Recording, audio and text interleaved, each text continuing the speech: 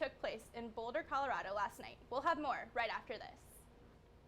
It's homecoming weekend, and the Cyclones will take on Texas Saturday. Stay tuned for more sports. And I'll have your full Iowa forecast. You're watching Newswatch. This is Newswatch 18.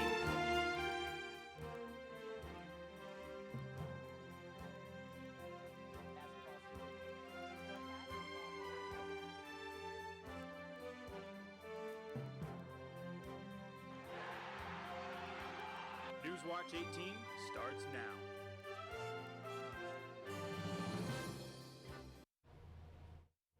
Welcome to this Thursday, October 29th edition of Newswatch. I'm Sequan Gatlin. And I'm Rachel Given. Thanks for joining us. China's Communist Party has ended its one-child policy. Fearing that their aging population could hurt the economy, leaders announced today that all married couples would be allowed to have 2 children. The one-child policy was created in the 1970s to keep population growth under the economy could handle.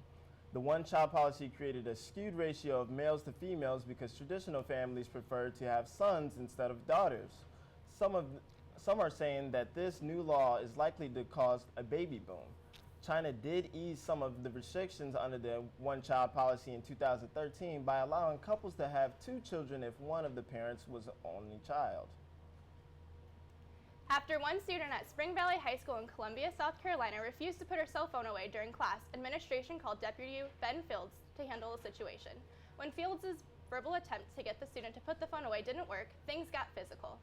In cell phone videos captured by other students in the classroom, Fields was shown asking the student to stand up. When she refused, Fields wrapped his arms around her neck, attempting to get her out of the seat, flipping the desk over and knocking her over. When the student stands up, the video shows Deputy Fields was arresting her. Another student was arrested the same time for disturbing the school after shouting while the attack was happening. Some are saying the attack is based on race, as the girls were African American and Fields is Caucasian. Since the video has gone viral online, Fields has been fired. According to Richland County Sheriff Leon Lott, Fields did not follow proper procedure when handling the situation.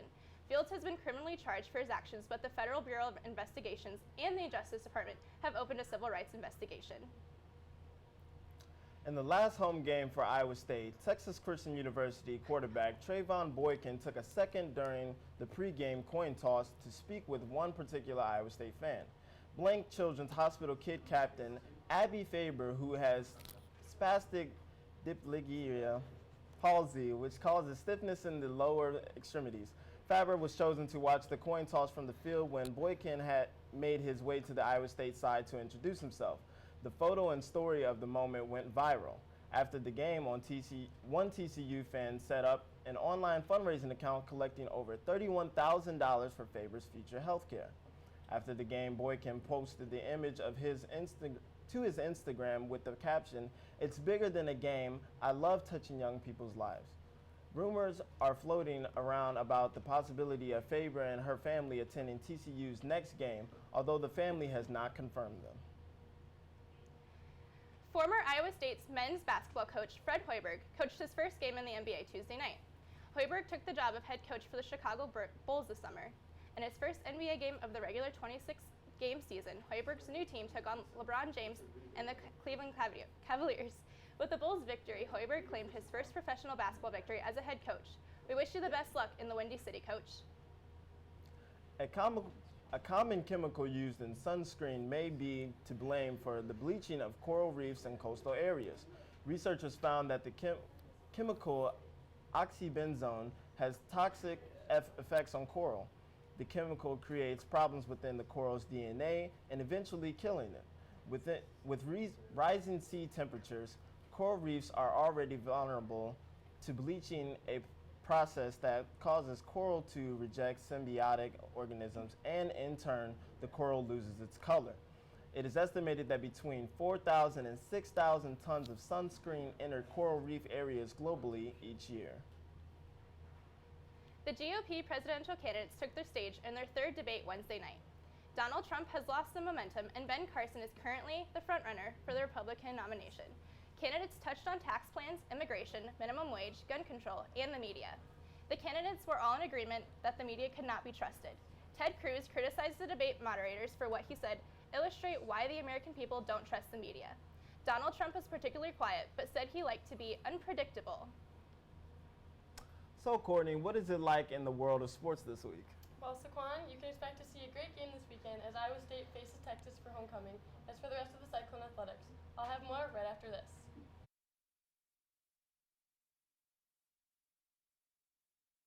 Coordinator Mark Mangino is done. The details of whether Mangino resigned or was let go was not specified in Rhodes' press conference. Mark and I couldn't get on the same page on a few important items, said Rhodes. We tried to talk that through in an effort to get us moving in a different direction. In the end, Mark was not interested in that. I wish that wasn't the case. The quarterback coach, Todd Sturdy, will take Mangino's spot as offensive coordinator for the last bit of this season. We would like to congratulate Iowa State Volleyball's Jess Gaben on her 4th Big 12 Rookie of the Week award this season as of Monday. The freshman did not have any attack errors, and she had a whopping number of 12 kills on the game against West Virginia. After this match is when she was awarded her 4th award. That proves all the hard work paid off. This is the 13th time Iowa State has won Rookie of the Week in the Big 12 Conference. The Cyclones took on Kansas last night in Hilton Coliseum and won the first set 20-25, but Kansas came back and took the following 3 sets in a devastating Cyclone loss. Jess Gaben led the team with 15 kills, followed by 14 from Morgan Kuhert and 13 kills by Sierra Capizio. Monique Harris came out with 46 assists and 12 digs, while Brianna Berta finished with 14 digs.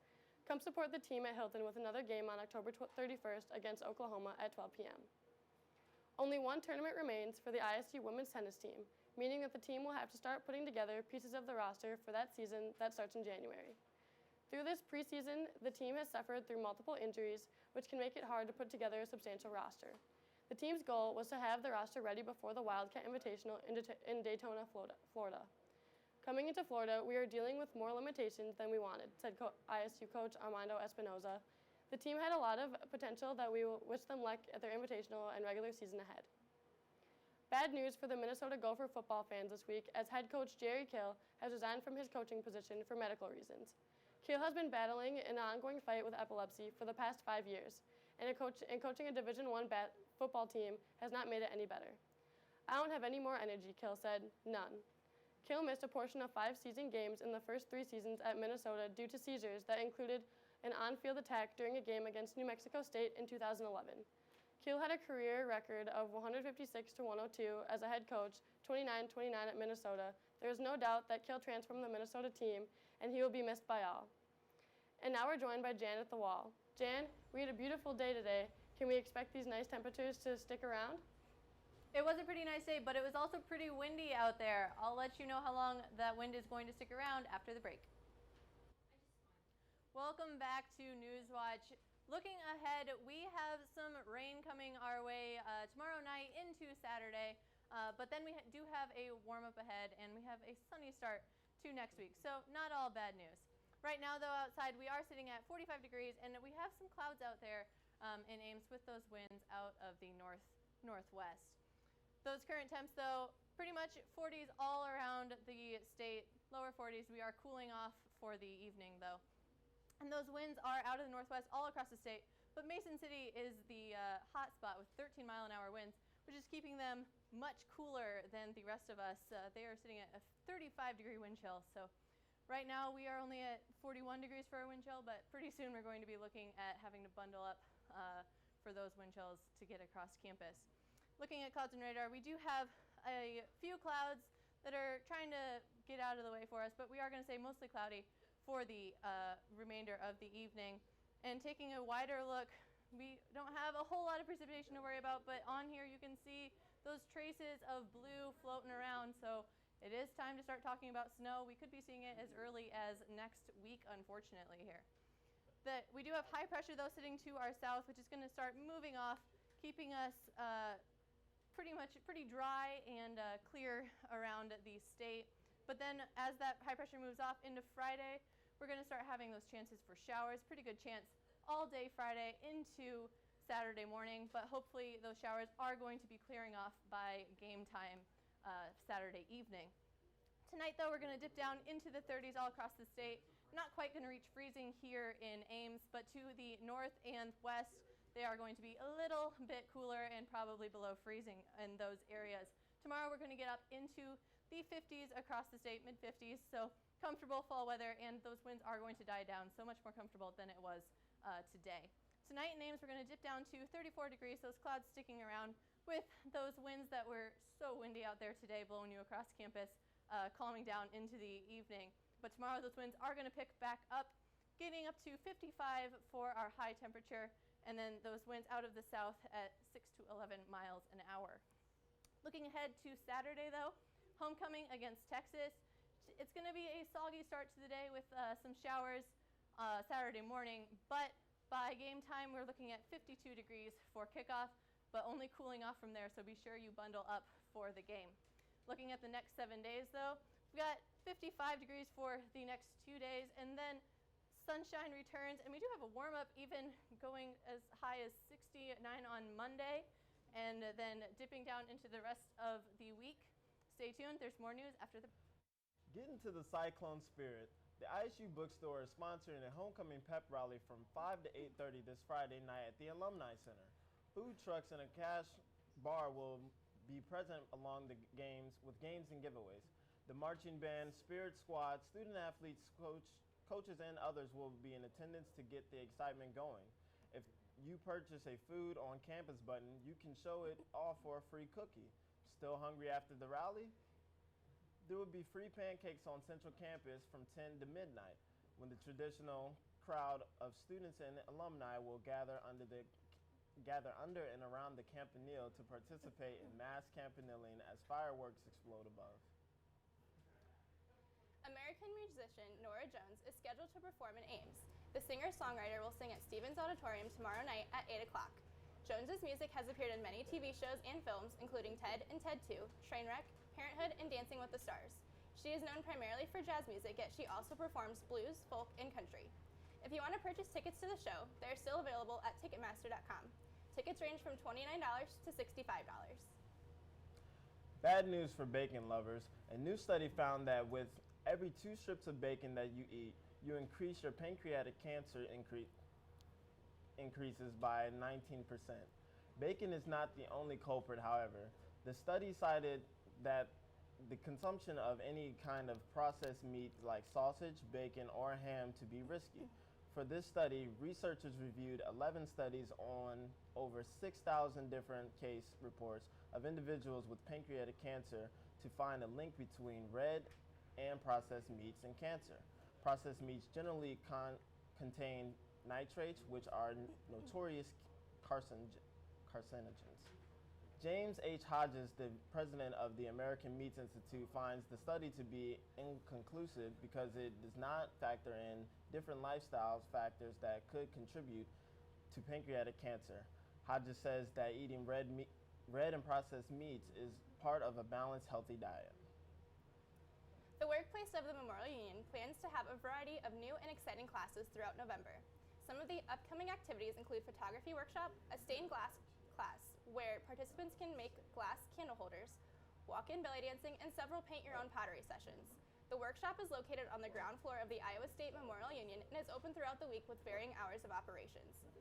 If you are interested in when the workshop is open this fall or if different classes that are being offered, visit the Arts and Entertainment tab on the Student Activity Center page for information. In effort to try to ease the effects of pollution, scientists have been developing different products to reduce the emissions of carbon dioxide and other harmful substances. But one group of researchers came up with an innovative new product that is useful and could also prove to be helpful to sustain the sustainability of our planet. A team of scientists at the University of California have created a sponge suit to help save the oceans. Sponge suits are swimsuits made from a news material that absorbs pollutants from the water while you wear it. The muck is trapped in the inner pores of the material, keeping it away from skin, and the material is hydrophobic, so the water doesn't absorb it. With one of these, a day of the fun in the sun is also saving our oceans. Iowa State University hosted a lecture by Louis Sai-Yo Oz on the Tuesday night. An Iowa native and award-winning filmmaker, Sai-Yo Oz is an advocate for green living. His documentary, The Cove, won an Academy Award and will be screened on all of the Discovery Channel's stations for 24 hours in December, in hopes that 1 billion people will see the film. The Cove exposes illegal fishing of dolphins in Japan, whose meat is sold to school systems for lunches. Sayo Ho's lecture aimed to spark inspiration in attendees by discussing the increasing rates of carbon dioxide in our atmosphere and the possible catastrophic effects in the gas. And that's all we have on tonight's edition of Newswatch. Join us on Tuesday for more news, weather, and sports. From all of us at ISU TV, have a great night, Ames.